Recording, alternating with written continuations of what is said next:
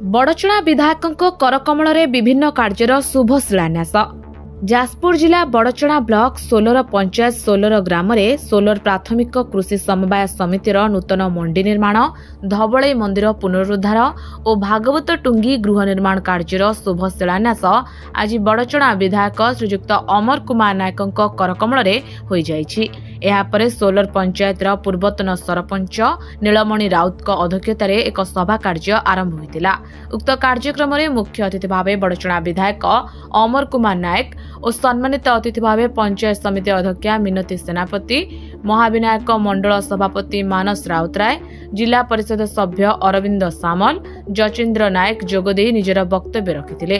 अन्यमानक मध्यरे समाजसेवी निरंजन सेनापति, सोलर पंचायत पूर्वतन समिति सभ्य क्षेत्रवासी बारिक, सोलर पंचायत सभापति संजय महापात्र, छतिया पंचायत समिति सभ्य दीपक साहू, 16 नंबर जोन महिला सभानेत्री ज्योत्स्ना राणी प्रधान, विश्वजित विश्वाल समेत बहु कर्मी एही कार्यक्रम में उपस्थित थिले।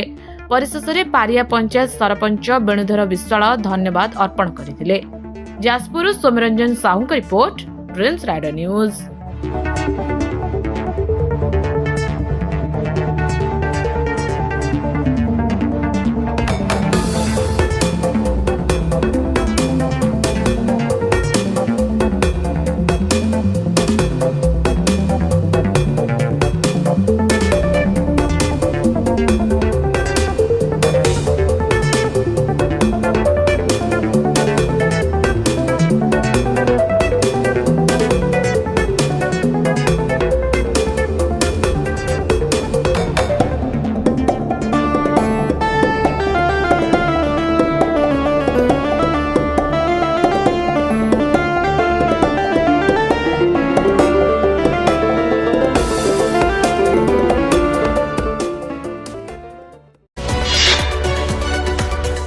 आम सह प्रतिदिन जोड़ी होई रहिबा पई आम चैनल को लाइक, शेयर, सब्सक्राइब एवं फॉलो करंतु।